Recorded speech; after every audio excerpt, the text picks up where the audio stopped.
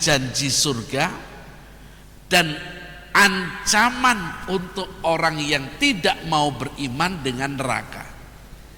Sering kita dapatkan innalladzina kafaru, orang-orang yang kafir, finari jahannam, di neraka jahannam. Terus habis itu innalladzina amanu, orang-orang yang beraman itu dimasukkan ke dalam surga. Itu namanya metode al-wa'du wal-wa'id, metode mengancam bagi orang-orang yang tidak beriman dan mengiming-imingi untuk orang-orang yang mau beriman kepada Al-Quran.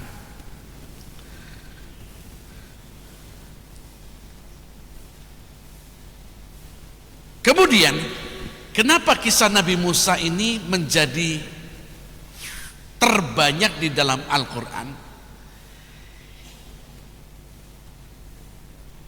Sirah Nabawiyah, ibu-ibu, kalau kita mau globalkan, kisah Nabi itu, sirah Nabawiyah itu bisa kita bagi. Satu, umur Nabi dari 0 sampai umur 40. Ini umur lahir sampai persiapan menjadi seorang Nabi dan Rasul. Umur 0 sampai 40.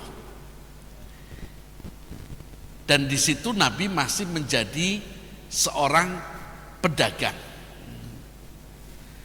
Yang kedua, umur setelah diangkat menjadi Nabi 40 tahun. Sampai beliau umur 53 tahun. Artinya 13 tahun beliau sudah diangkat menjadi Nabi dan berdakwah di kota Makkah. Ini yang disebut dengan fase Makkah, periode Makkah. Kemudian yang terakhir umur 53 tahun sampai 63 tahun, yaitu ketika beliau hijrah ke Madinah dan menetap 10 tahun di Madinah. Nah, selama 13 tahun beliau berdakwah di Mekah. Al-Quran yang turun itu rata-rata pembahasannya seputar hari akhirat. Makanya ayat-ayat yang turun pada fase 13 tahun pertama itu rata-rata ayat-ayat yang pendek-pendek. Dari An-Nas, Al-Falaq. Coba ibu-ibu perhatikan surat An-Nas sampai Amma Yatasa'alun, isinya tentang akhirat terus. Hari kiamat terus. Idza zulzilatil ardu zilzalaha, Al-Qari'ah. Isinya adalah tentang hari kiamat, hari akhir. Kenapa? Karena bertujuan untuk membuat umat Islam yang baru masuk Islam itu yakin betul tentang hari akhirat. Maka tidak diragukan ibu-ibu, ketika Nabi hidup 13 tahun di Mekah setelah diangkat menjadi Nabi, maka para sahabat yang sudah masuk Islam imannya betul-betul kuat. Bilal bin Rabah disiksa tidak mempan. Sumayyah ditusuk, mohon maaf, dari kemaluannya, itu juga tidak menyerah. Kenapa? Karena mereka didoktrin tentang akhirat. Wah, paling di dunia sebentar, saya mati, saya masuk akhirat, masuk surga. Jadi ini doktrinnya seperti itu. Maka para sahabat orang-orang yang betul-betul militan. Tidak akan Bapak Ibu dapati surat-surat Makkiyah surat yang diturunkan di Mekah di fase 13 tahun bahas tentang fikih tidak ada. Haji belum ada. Bahas zakat belum ada. Bahas masalah darah kebiasaan wanita belum ada. Kenapa? Karena di fase yang awal membahasnya tentang akidah penanaman keimanan kepada hari kiamat. Tetapi ketika beliau pindah ke Madinah, 10 tahun hidup di Madinah, barulah setelah itu Al-Quran turun dengan jumlah yang banyak dan bercerita tentang cerita-cerita Bani Israel. Surat Al-Baqarah itu juga tentang Bani Israel banyak sekali. Surat Yunus itu juga tentang Bani Israel banyak sekali. Kenapa kok Bani Israel yang dibahas? Karena di Madinah ini, di Madinah itu sudah ada beberapa kelompok orang yang bertinggal di kota Madinah. Yang pertama itu penduduk lokal. Yang rata-rata orang Aus dan orang Khadraj. Orang Aus dan orang Khadraj. Mereka sudah menempati di kota Madinah yang dulunya bernama Yathrib. Selain orang lokal, penduduk lokal, ternyata ada penduduk pendatang. Ada penduduk pendatang. Mereka itu adalah orang-orang Yahudi. Orang-orang Yahudi. Jadi sebelum Nabi Shallallahu Alaihi Wasallam beliau datang ke kota Madinah, di situ sudah ada orang Yahudi Bani Quraidah, orang Yahudi Bani Qainuqa, ada orang Yahudi Bani Nadir. Nah, karena komunitasnya orang Yahudi dan orang Yahudi mengimani keimanan kepada Nabi Musa, maka dakwah yang cocok adalah bercerita tentang orang-orang Yahudi Bani Israel. Makanya kenapa ayat-ayat Madaniyah, ayat-ayat yang turun setelah Nabi hijrah dari Mekah ke Madinah, maka ayat-ayatnya itu banyak membahas tentang cerita Bani Israel. Kenapa? Karena audiennya, orang yang diberi didakwai, itu mereka pengagum beratnya Nabi Musa alaihi salatu wassalam. Nah, maka sangat wajar kalau Al-Quran banyak mengulang-ulang kisah Nabi Musa.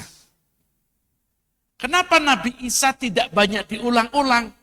Karena orang Nasrani itu tidak banyak yang ada di kota Madinah. Orang-orang Nasrani rata-rata mereka adanya di Afrika, yaitu di tempatnya sekarang Ethiopia, Habasyah. Habasyah itu adalah negerinya orang-orang Nasrani,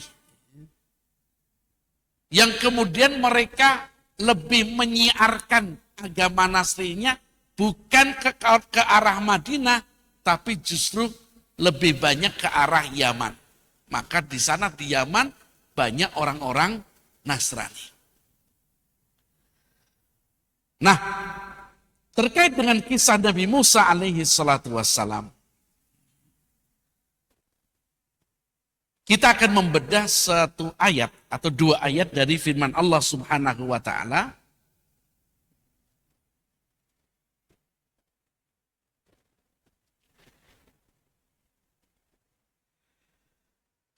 Allah Subhanahu wa taala berfirman dalam surat Yunus ayat 88 sampai ayat 89.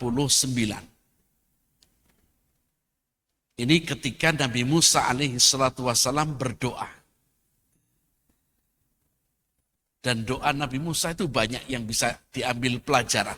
Ini salah satunya adalah doa ini.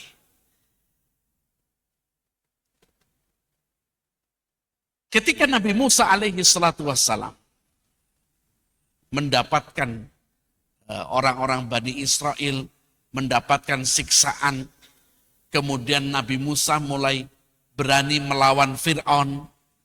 Allah utus Nabi Musa dan Nabi Harun mendatangi Fir'aun. Di sana Nabi Musa agak grogi dan meminta kepada Allah untuk didampingi Nabi Harun.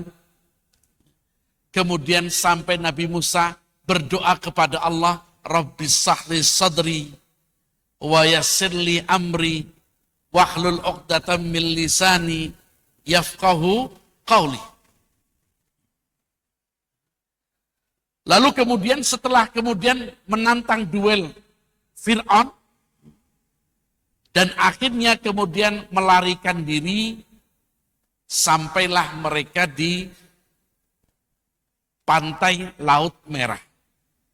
Nah, di antara yang Nabi Musa alaihi salatu wassalam panjatkan kepada Allah Subhanahu wa taala, wa qala Musa, dan Nabi Musa berkata, Rabbana, wahai Rabb kami. Ini etika di dalam berdoa. Etika di dalam berdoa, maka menyebut Allah dengan Rabb. Jadi jangan cuma ya Allah, saya minta ini. Ya Allah, tapi ya Allah, ya Rabb kami. Ya Allah, ya Rabb kami. Musa mengatakan, ya Rabbana innaka. Ya Allah, ya Rabb kami, innaka ataita Fir'aun. Sesungguhnya engkau telah memberikan kepada Fir'aun wa mala'ahu, dan juga orang-orang pemuka-pemukanya Fir'aun, kroni-kroninya Fir'aun, zina, berbagai macam kenikmatan duniawi, kekayaan, sampai ada di masanya Fir'aun itu yang punya harta saking banyaknya, yang kemudian oleh orang kita disebut dengan, kalau dapat harta di bawah tanah namanya harta karun. Itu aslinya adalah harta korun. Karena di zaman Nabi Musa ada orang yang paling kaya, hartanya banyak, tapi dia kufur, namanya korun. Lalu kemudian Allah timpakan buminya dan seketika hartanya lenyap. Maka orang-orang yang dapat harta di dalam tanah disebut dapat harta korun. Artinya adalah harta korun.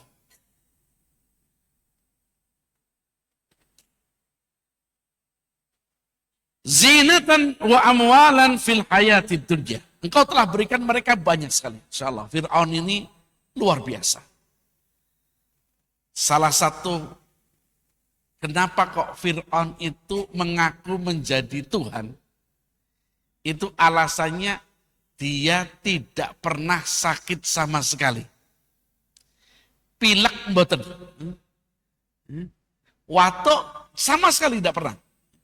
Jadi kalau panjenengan kok dikasih batuk pil, alhamdulillah tidak seperti Fir'aun. Karena Fir'aun ini kufur salah satunya karena dia tidak pernah merasakan sakit sama sekali. Makanya kalau kita dikasih sakit, alhamdulillah. Semoga tidak jadi kayak Fir'aun. Rabbana liyudillu an sabilik. Ya Allah, sampai-sampai mereka itu karena saking banyaknya harta, mereka mengajak orang lain untuk menyesatkan dari jalanmu. Ini juga salah satu bahayanya orang dikasih harta, itu boleh jadi harta itu bukan nikmat, tapi jadi malah petaka. Kenapa? Karena boleh jadi Allah itu ingin menghukum hambanya itu dengan cara diloskan hartanya. Setiap bisnis lancar. Dagang apa? Viral. Sekarang ya, jualan di TikTok, wah, luar biasa. Jadi dia tidak pernah mendapatkan kesulitan pun dalam masalah dunia. Ini juga perlu hati-hati. Kenapa? Karena Allah Subhanahu wa Ta'ala pernah berfirman bahwasanya janganlah kalian fala tu'jibuka amwaluhum wa auladuhum. Kalian ini jangan meri. Jangan iri kepada harta bendanya orang-orang kafir. Kenapa? Kata Allah, innama yuridullahu liyu'adzibahum biha. Karena sebenarnya Allah ingin menyiksa mereka dengan harta yang Allah berikan. Kita taunya kalau dikasih harta itu enak. Tapi ternyata ada rezeki harta yang Allah berikan dalam rangka untuk yu'adzibahum. Untuk mengadab, menyiksa, dan juga memberikan cobaan kepada orang yang diberi harta.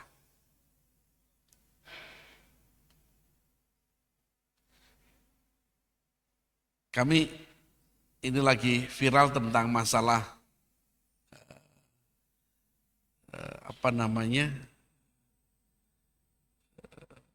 KPK menggeledah travel-travel yang haji yang memberangkatkan tanpa antri di tahun 2024. Dan siapapun. Dan kami lihat orang-orang yang diperiksa KPK itu begitu keluar itu lemes.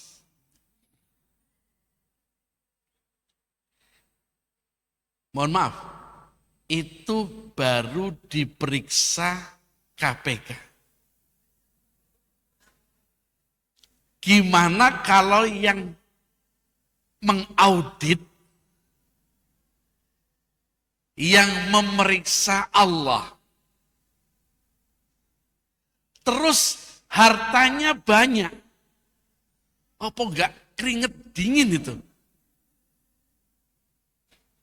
Kenapa? Rasulullah mengatakan, la tazalu qadamal abdi. Telapak kakinya seorang hamba ini tidak bisa digeser. Geser aja tidak bisa. Sampai ditanya oleh Allah Subhanahu wa Ta'ala, salah satunya tentang harta. Pertanyaannya cuma dua. Dapatnya dari mana? Yang kedua, dipakai untuk apa? Itu dari mulai kita balik sampai nanti kita mati, maka orang yang berharta itu jangan merasa bangga dulu, karena semakin banyak harta berarti auditnya, diperiksanya semakin lama. Maka wajar, kata Nabi Shallallahu Alaihi Wasallam, orang yang pertama kali masuk ke dalam surga adalah fuqara wal masakin.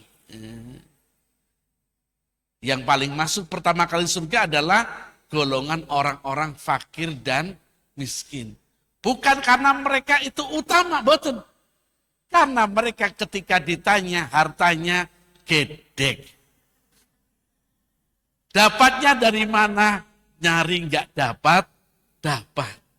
Untuk apa? Jangankan untuk beli tas yang bermerek. Untuk makan saja sulit. Kata Allah, Yesus, periksanya cepat. Tapi semakin banyak harta, maka periksanya juga semakin lama.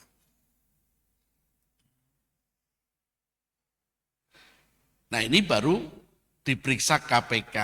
Belum lagi diperiksa oleh Allah Subhanahu wa Ta'ala. Maka salah satu yang Nabi Musa katakan, ya Allah, engkau berikan harta kepada Fir'aun dan punggawa-punggawanya, yang mereka gunakan hartanya itu untuk menyesatkan manusia. Apa kata Nabi Musa? Nah, ini Nabi Musa berdoa supaya apa? Allah berfirman, Rabbanat mis ala amwalihim. Ya Allah, binasakanlah harta-harta mereka. Ini boleh kalau kita berdoa kepada orang yang dolim, sugih ning dolim. Sugih ning dolim. Lalu kita bilang, ya Allah, itmis ala amwalihim. Hancurkan harta-harta mereka. Wasdud ala qulubihim, fala yu'minu hatta yarawul adzabul alim. Sampai dia merasakan siksaan yang paling pedih. Ini doa Nabi Musa atas pemerintah yang zalim, yaitu Fir'aun, kepada Allah Subhanahu wa Ta'ala. Nah, ketika Nabi Musa alaihi salatu wassalam berdoa, ternyata Nabi Harun alaihi salatu wassalam itu di belakang angkat tangan. Kayaknya Nabi Musa ini doanya rodok keras. Sehingga Nabi Harun di belakangnya mengangkat tangan sambil mengucapkan amin. Amin. Maka Allah Subhanahu wa Ta'ala kemudian berfirman menjawab doa Nabi Musa dengan Allah mengatakan, qad ujibat da'watukuma.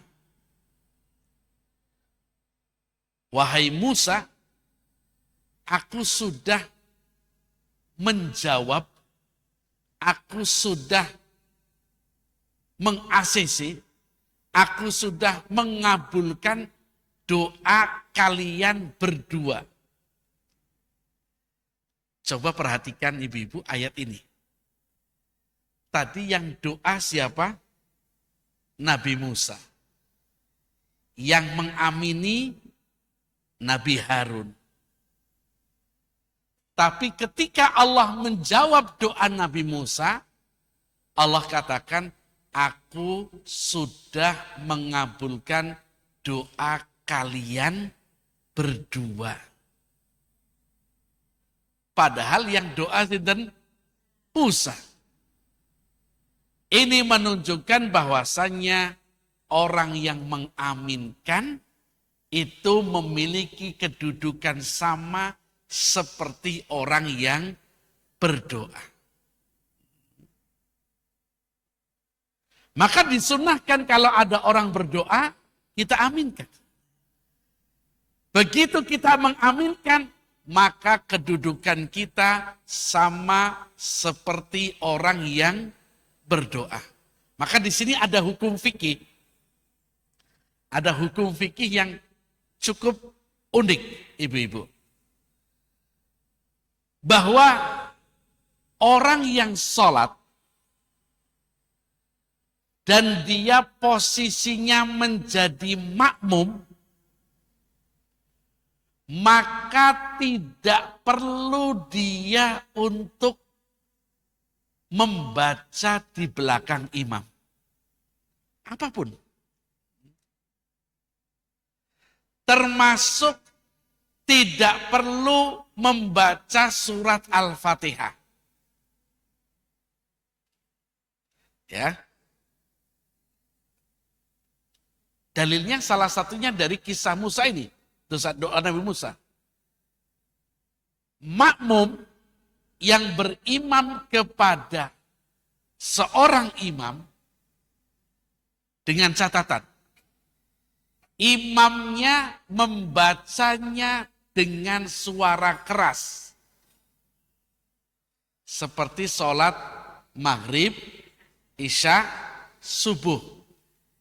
Imamnya dibaca dengan suara keras, maka makmum tidak perlu membaca di belakang imam apapun bacaannya. Apa alasannya? Alasannya adalah yang pertama, sabda Rasulullah Sallallahu Alaihi Wasallam, qiraatul imam, qiraatul makmum. Bacaan imam sudah mewakili bacaannya makmum.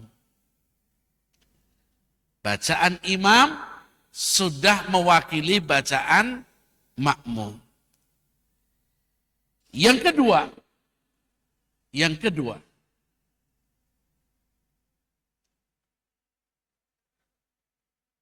bahwa Allah Subhanahu wa taala berfirman,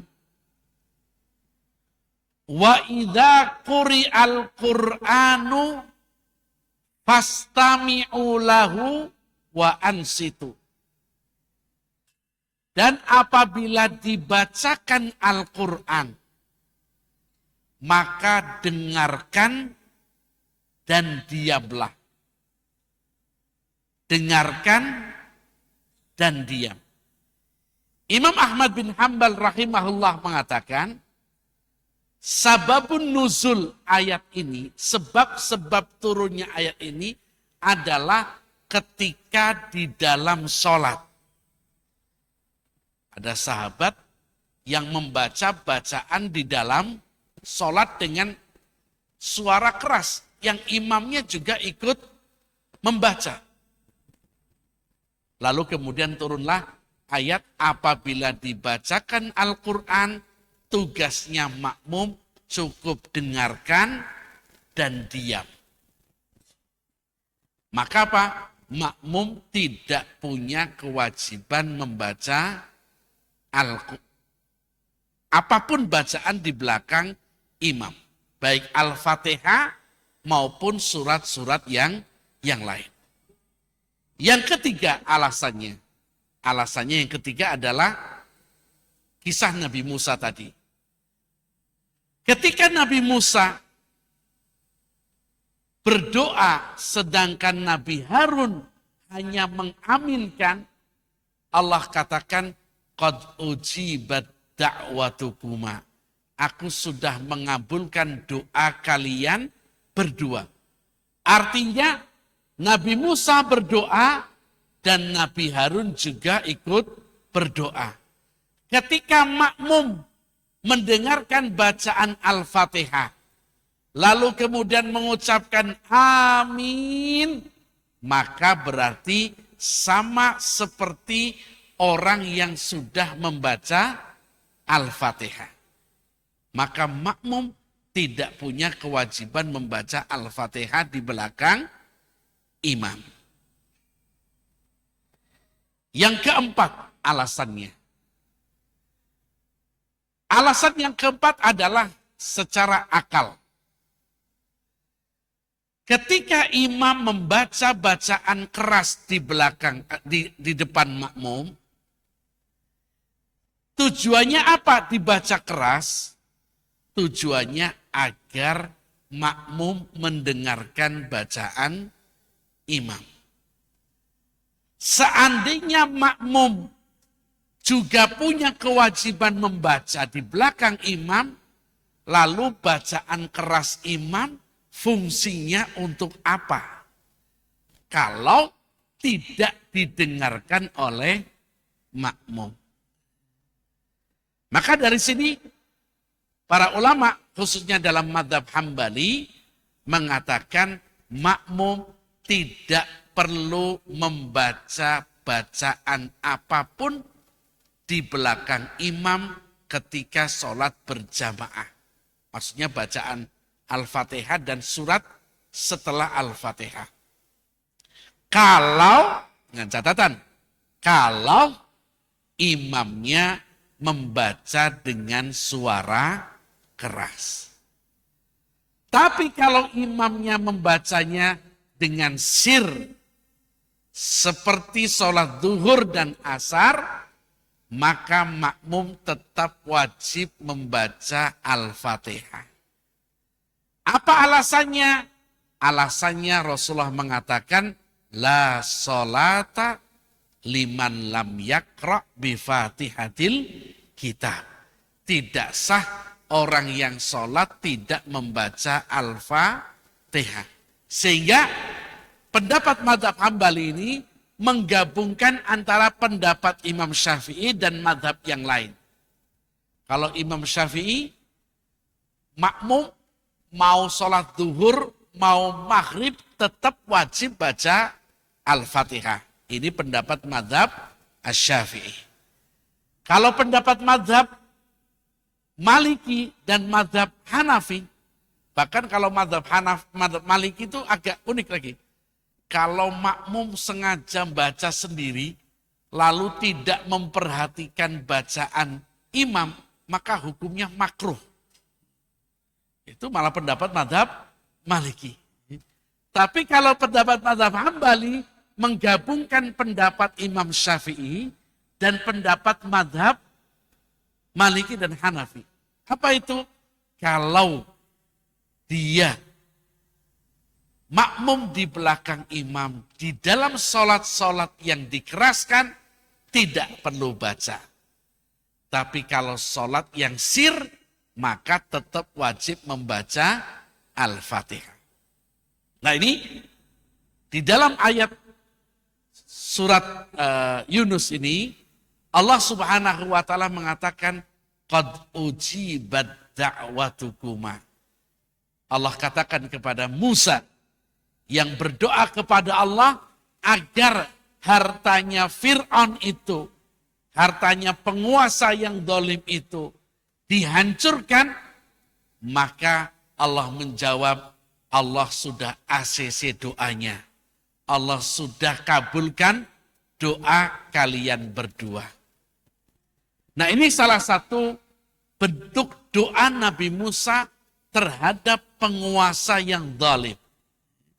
Yaitu dengan menghancurkan, meminta kepada Allah supaya hartanya itu dihancurkan. Kenapa? Karena mereka menggunakan harta tersebut untuk menyesatkan umat manusia. Kemudian yang kedua, ada lagi doa Nabi Musa alaihi salatu wassalam. Dan ini bagi orang-orang yang kena PHK. Yang sedang terlilit hutang, mungkin suaminya ke PHK, atau belum dapat jodoh, itu bisa contoh doanya Nabi Musa alaihi salatu wassalam. Yaitu Nabi Musa berdoa kepada Allah Subhanahu wa taala di dalam surat Al-Qasas.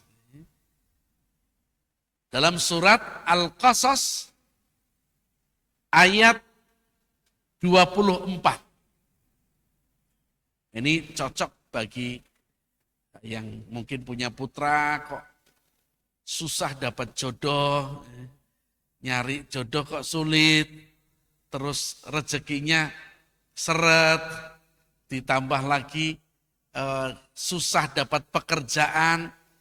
Ini bisa ikuti doanya Nabi Musa alaihi salatu wassalam. Ayat ini menceritakan tentang ketika Nabi Musa setelah mukul, jadi dia mau ngelelai orang, lagi berantem, yang satu dipukul sampai muta sampai tersungkur dan meninggal dunia. Lalu Nabi Musa taubat dan mohon ampun kepada Allah. Besoknya Nabi Musa digeruduk sama kabilah korbannya. Saking takutnya Nabi Musa gak pakai bawa koper, gak pakai apa, dia langsung lari gak pakai sendal. Dari negeri beliau sampai ke negeri Madyan. Sampai ke negeri Madyan. Madyan itu kalau tidak salah daerah-daerah mana sekitar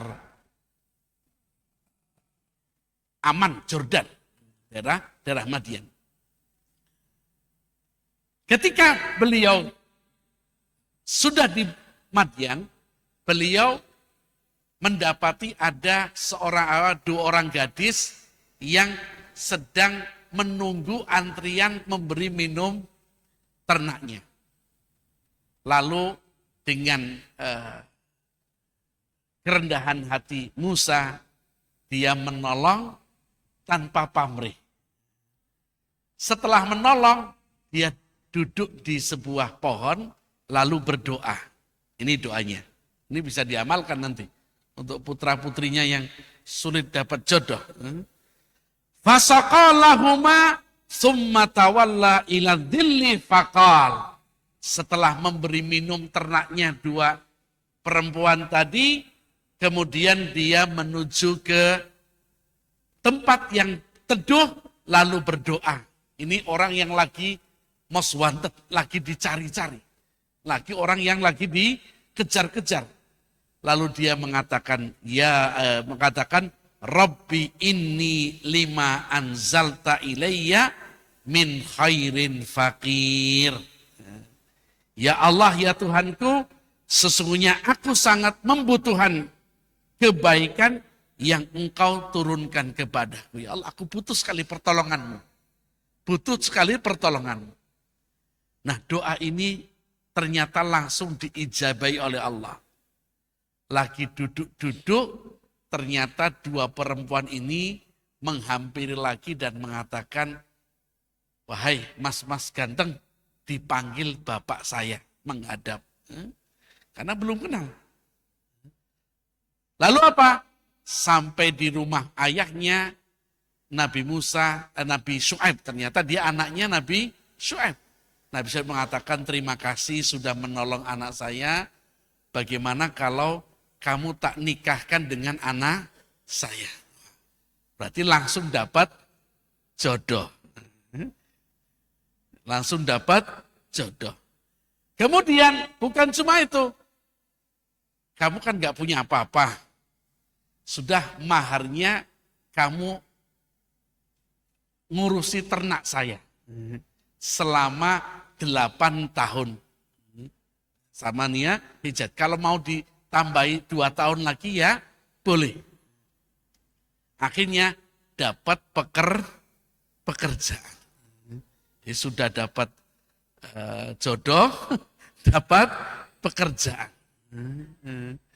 Dan juga dapat menghasilkan harta. Nah ini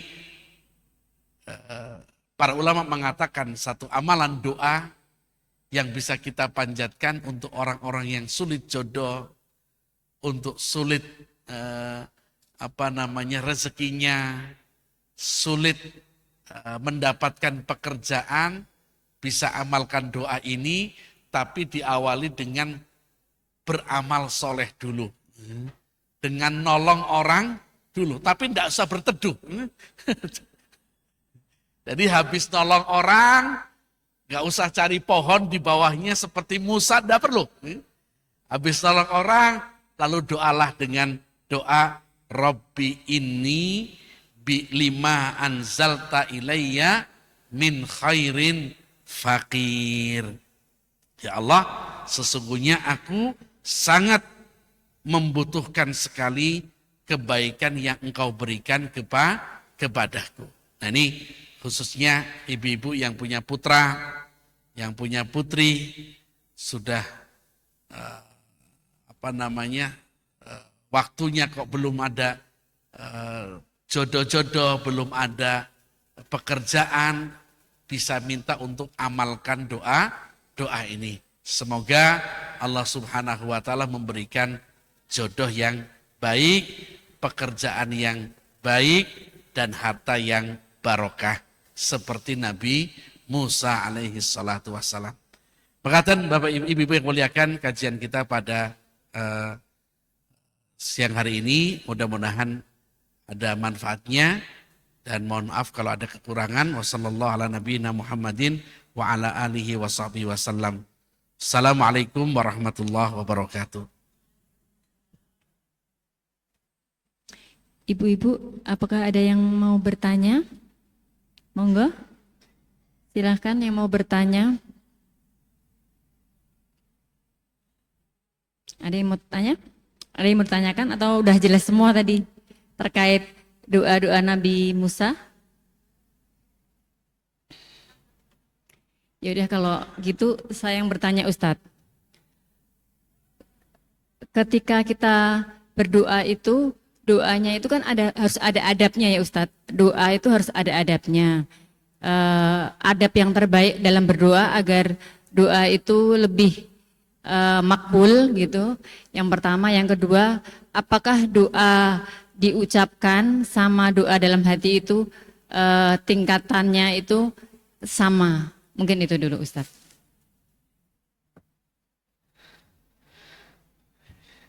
Ada dua pertanyaan di sini.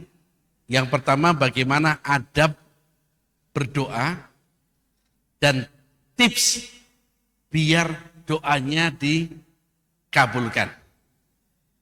Yang kedua, tadi apa? Bagaimana doa yang diucapkan dalam hati dan diucapkan dengan mulut. Oke.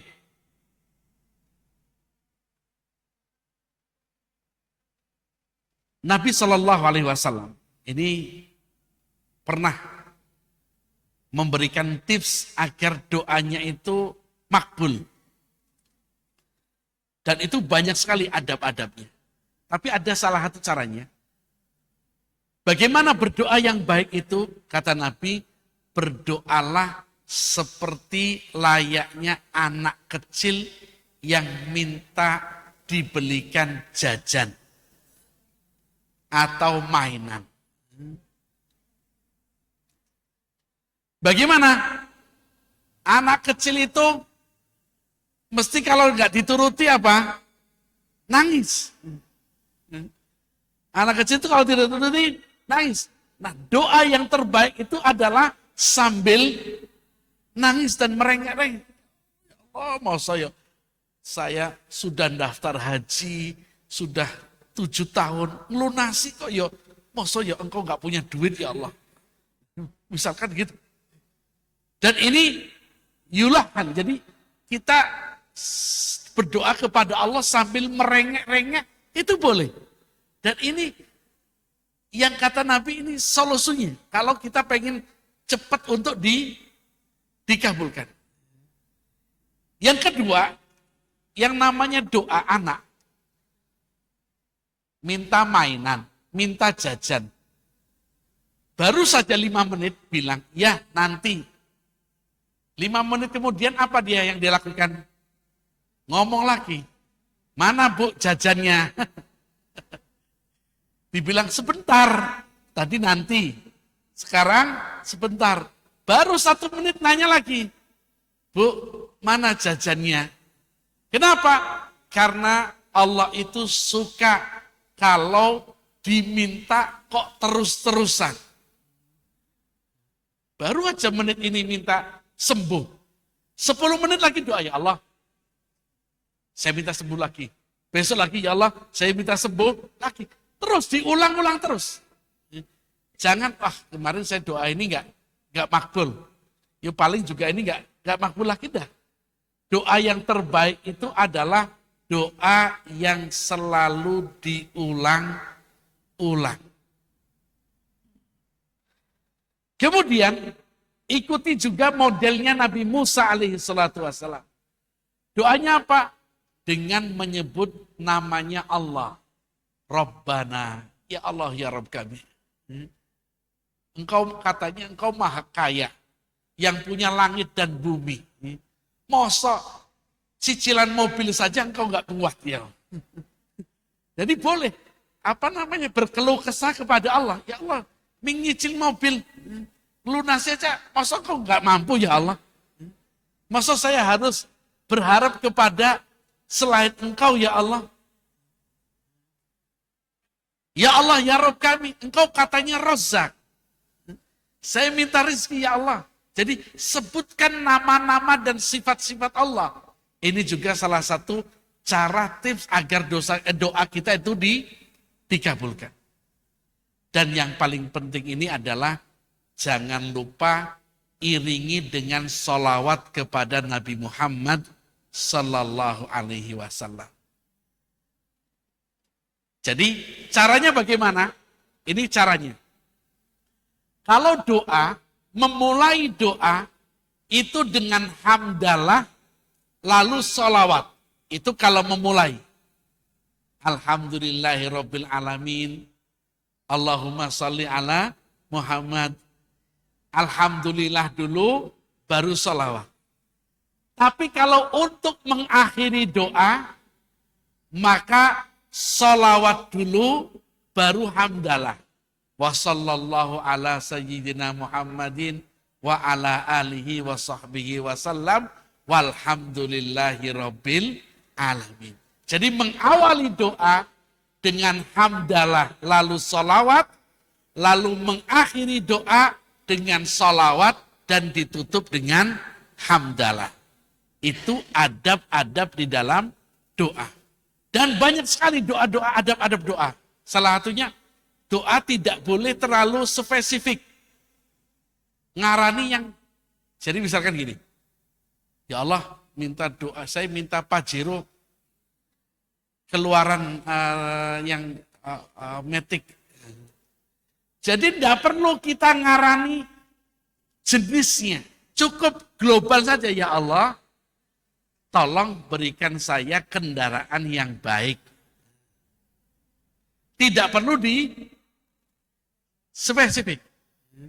Ya Allah, saya minta suami yang baik, tekun, kaya, tidak selingkuhan. Tidak perlu kayak gitu. Ya Allah, berikanlah suami yang saleh. Itu saja. Yang darah Sunda atau darah Jawa atau darah Madura, tidak perlu. Tidak perlu ditafsil. Minta saja, ya Allah, jodoh yang baik, yang soleh, yang cocok untuk kami. Tapi doa juga jangan mujmal, jangan terlalu global. Ada jamaah yang doa ketika haji, doa di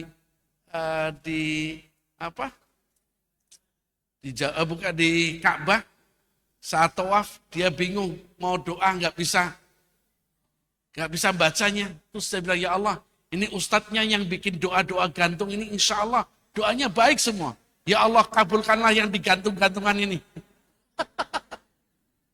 Saya yakin ustadznya paling membuat doa gantungan ini pasti doanya baik semua. Maka ya Allah, kabulkan semua yang ada di gantungan-gantungan ini. Nah, itu juga tidak boleh doa dengan cara seperti yang global.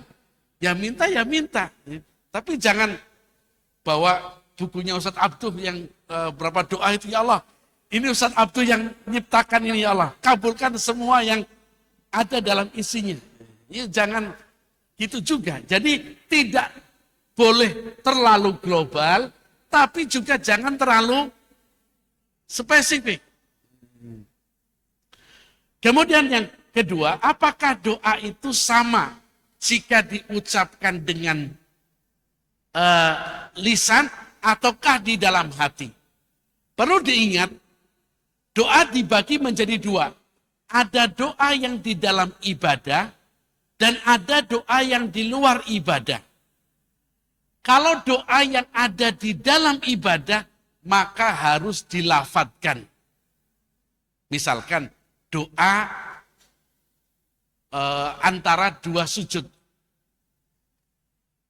Doa antara dua sujud. Maka tidak boleh cuma kamu ya Rabbil firli warhamni wajburni warfa'ni wadini warsukni. Yang diucapkan minimal ada umiknya. Subhana rabbiyal a'la. Jangan itu. Kenapa? Karena apa yang diucapkan, apa yang di dalam hati itu tidak sama dengan diucapkan. Itu kalau di dalam ibadah. Tapi kalau doa di luar ibadah, misalnya kita sendiri gini, di dalam hati saja, itu tidak apa-apa. Kenapa? Karena tidak termasuk bacaan wajib di dalam ibadah. Tapi kalau di dalam sholat harus ada. Kenapa? Karena di dalam sholat itu bunyinya adalah bacaan.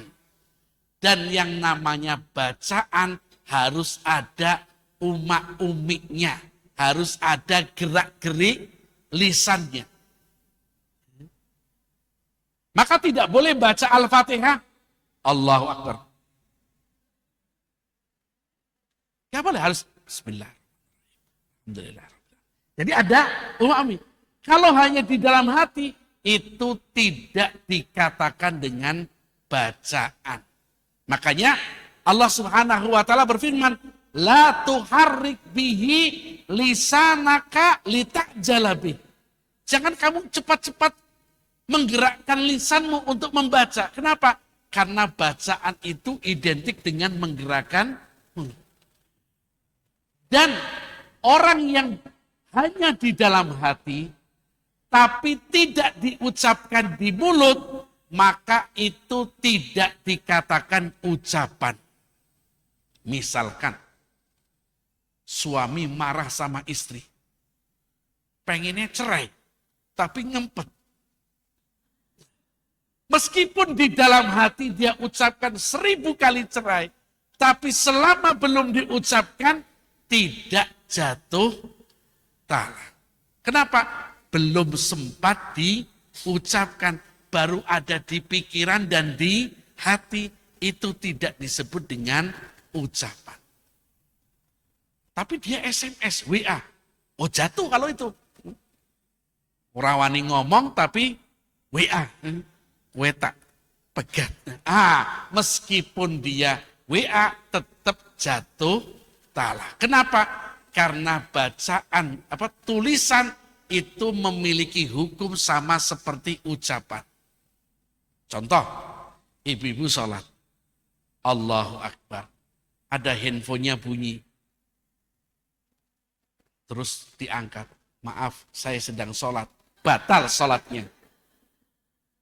Ustaz, kalau saya tidak angkat, tapi saya WA. Maaf, saya sedang sholat. Tetap batal. Kenapa? Karena bahasa tulisan seperti bahasa lisan. Maka orang bisa kena undang-undang IT gara-gara nulis meskipun dia tidak ngomong. Jadi bedakan antara doa yang ada di dalam ibadah dengan doa di luar ibadah. Kalau doa di dalam ibadah yang dituntut, maka harus terucap di dalam lisannya. Tapi kalau doa orang sendiri, maka boleh dia dalam hatinya, ya Allah. Itu boleh. Jadi ini doa.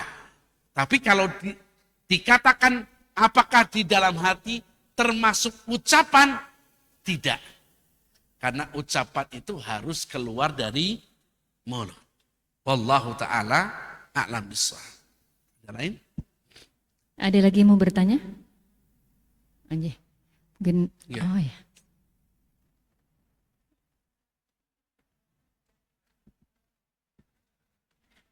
Makmum masbuk. makmum masbuk yang ketinggalan bacaan Al-Fatihah, apakah itu harus baca sendiri atau tidak, Pak? Baik.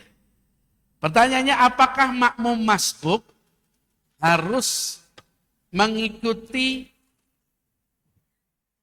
imam membaca Al-Fatihah atau tidak?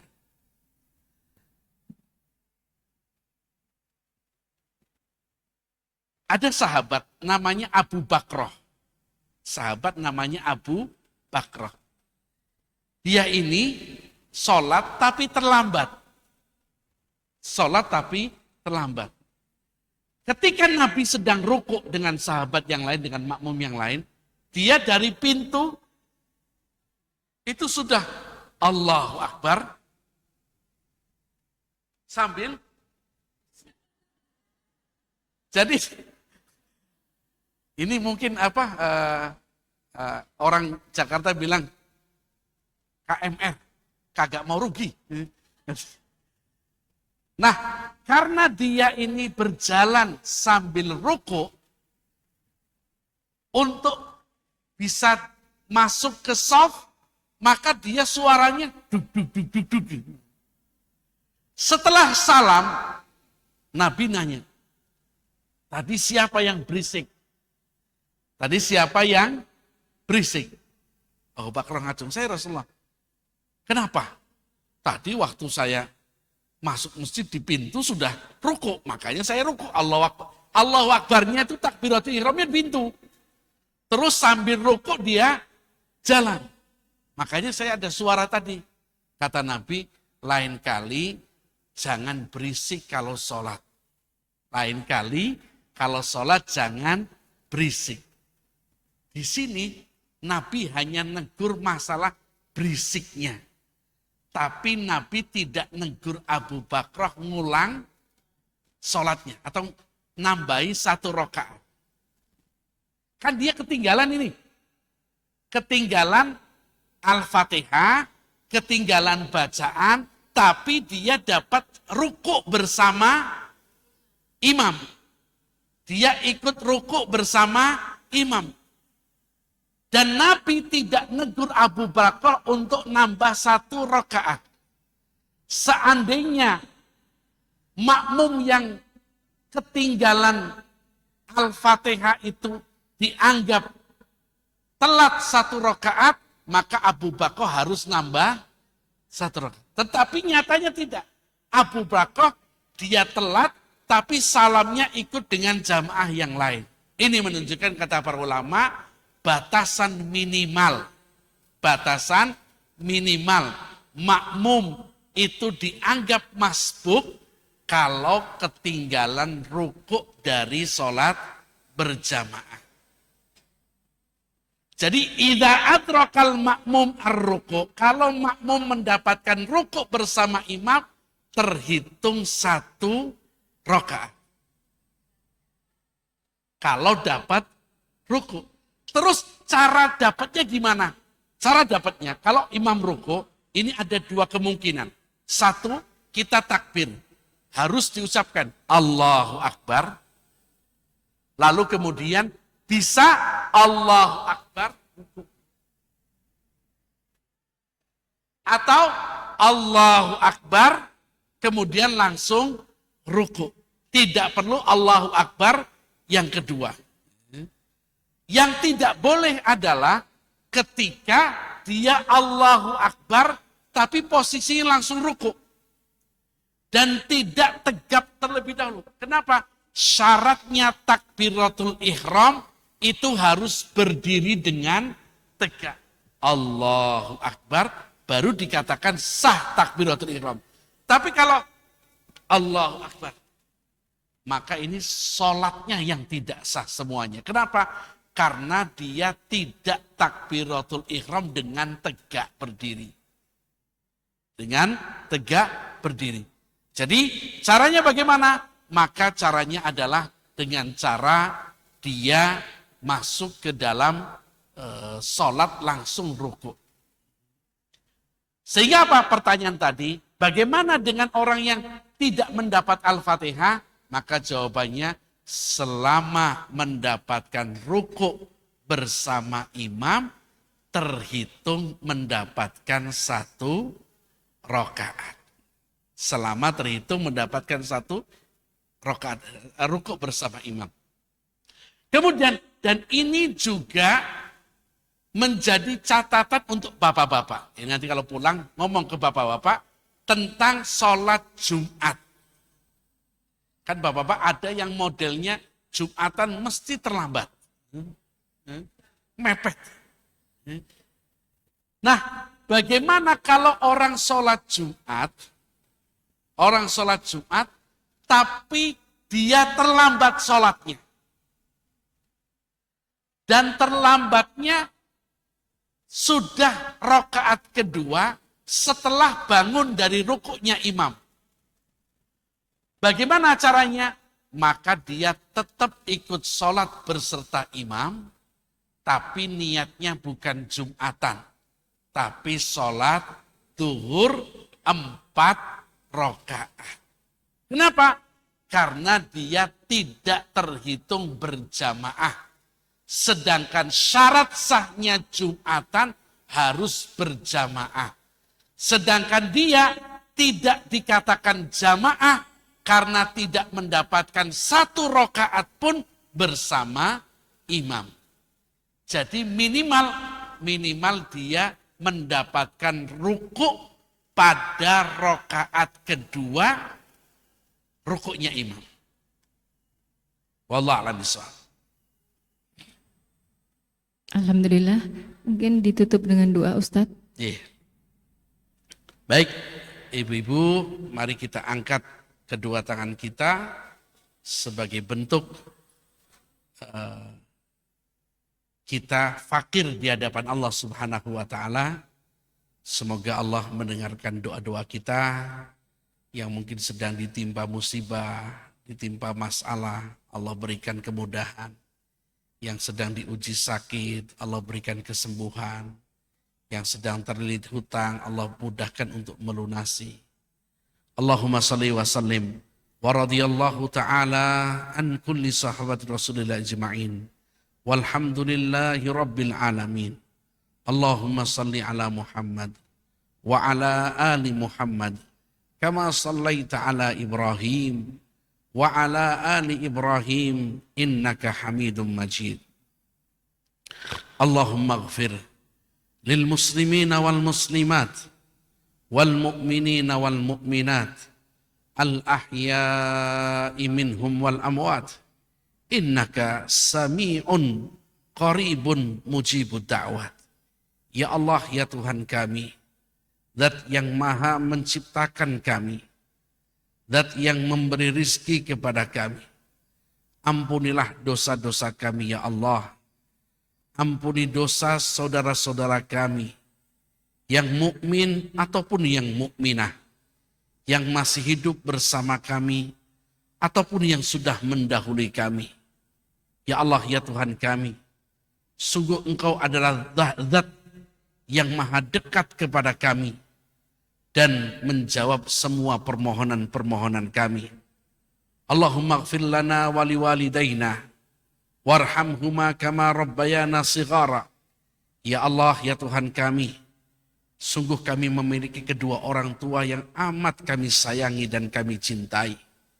Ya Allah, ya Tuhan kami, sungguh kami sangat mencintai ibu dan ayah kami.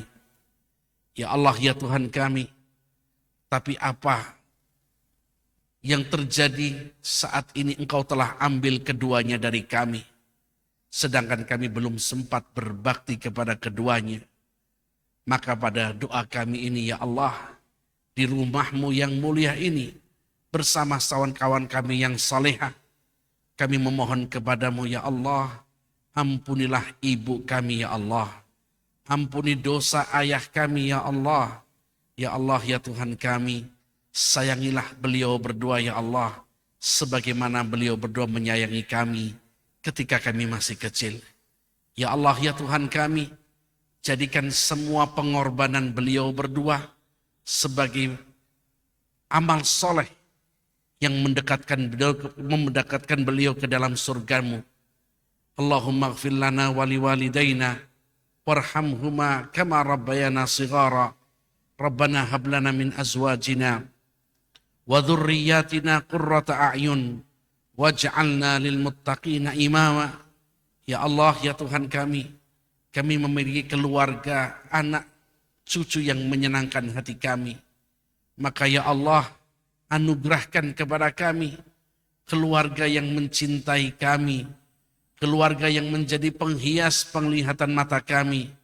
Ya Allah, jagalah kami ya Allah, agar menjadi istri-istri yang taat kepadamu, taat kepada suami kami. Ya Allah, jagalah suami kami ya Allah dari kemaksiatan-kemaksiatan. Sesungguhnya Engkau adalah Zat yang Maha Penjaga. Ya Allah, ya Tuhan kami, jagalah putra dan putri kami, anak-anak dan cucu-cucu kami, menjadi anak-anak yang soleh dan solehah, yang berbakti kepada kami, yang mau mengangkat tangannya dan mengucapkan Rabbighfirli wali walidayya warhamhuma kama rabbayana shighara. Ya Allah, ya Tuhan kami, jadikan anak-anak kami anak-anak yang nanti menjadi pelindung kami, menjadi qurrata ain, penghias penglihatan mata kami. Ya Allah, ya Tuhan kami, sesungguhnya Engkau Zat yang Maha Pengasih lagi Maha Penyayang.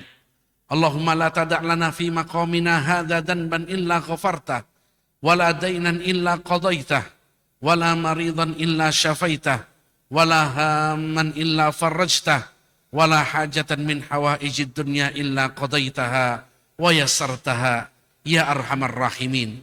Ya Allah, ya Tuhan kami datang dari rumah untuk mengaji di tempat ini. Kami datang ya Allah dari rumah kami dengan niat ikhlas untuk menuntut ilmu ya Allah. Maka ya Allah, jangan Engkau kembalikan kami ke rumah kami kecuali dosa-dosa kami telah Engkau leburkan. Ya Allah, jangan Engkau pisahkan kami ya Allah dengan kawan-kawan kami kecuali jamaah atau kawan-kawan kami yang sedang Engkau berikan musibah dengan musibah penyakit.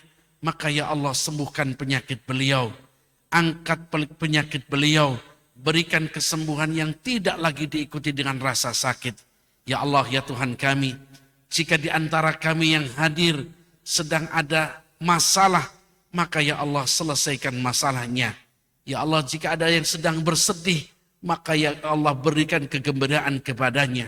Jika ada yang terlilit hutang, maka ya Allah dengan Engkau yang Maha Razzaq, Engkau yang Maha Kaya, maka lunasilah hutang-hutangnya.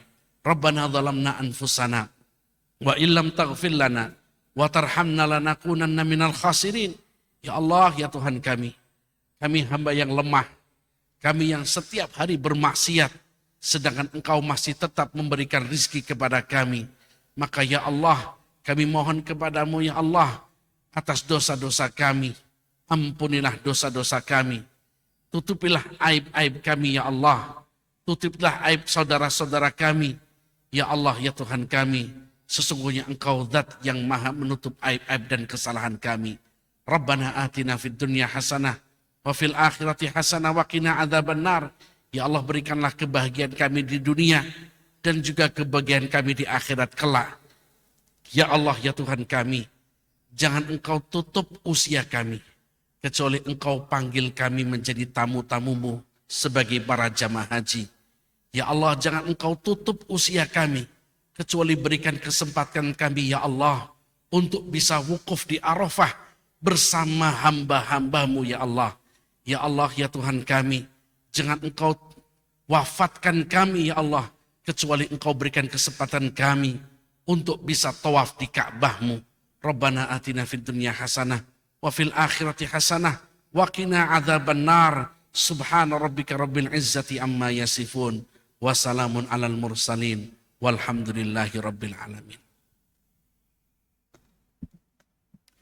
Alhamdulillahirrabbilalamin. Jazakumullah khairan katsir kepada Ustadz Agus yang telah menyampaikan materi hari ini dengan jelas. Semoga kita semua bisa mengamalkannya.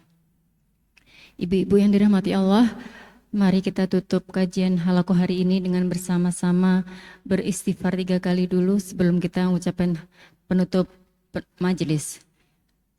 Astaghfirullahaladzim, astaghfirullahaladzim, astaghfirullahaladzim.